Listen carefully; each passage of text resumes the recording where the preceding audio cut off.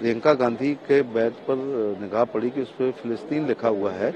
ये संयोग नहीं होता है, इसके पीछे एक मैसेज देने का काम किया जाता है। फिलिस्तीन वाला दिखा करके वो मुस्लिम वोटों का तुष्टीकरण, संतुष्टीकरण और एकत्रीकरण या ध्रुवीकरण करने का एक असफल प्रयास कर रहे हैं। कांग्रेस तुष्टीकरण करती है, वो मुस्लिम समाज का भला नहीं करती।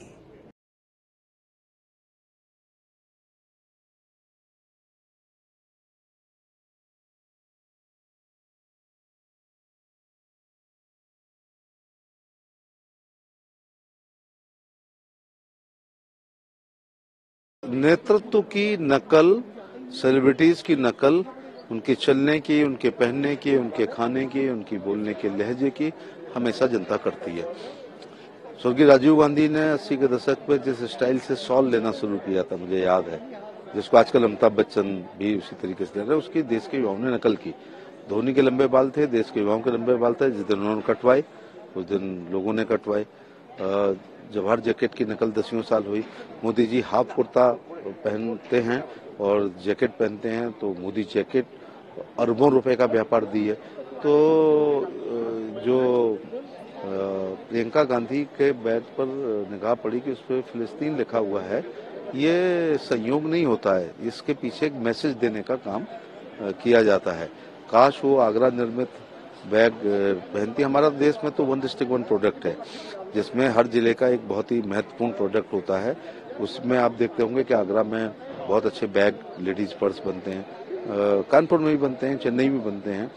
तो वो स्वदेशी इस्तेमाल करती, तो उस उद्योग को बहुत बड़ा बढ़ावा मिलता और वो लोग उनकी नकल करते हैं और उन्हीं जैसा बैग महिलाएं पहनती। तो ये मुझे लगता है फिलिस्तीन वाला दिखा करके वो मुस्लिम वोटों का तुष्टीकरण, संतुष्टीकरण और एकत्रीकरण या ध्रुवीकरण करने का एक असफल प्रयास कर रहे हैं। प्रियंका गांधी बैग लेकर के पहुंची थी सदन में, जिस पर कि फलस्तीन लिखा हुआ था, पैलेस्टाइन लिखा हुआ था।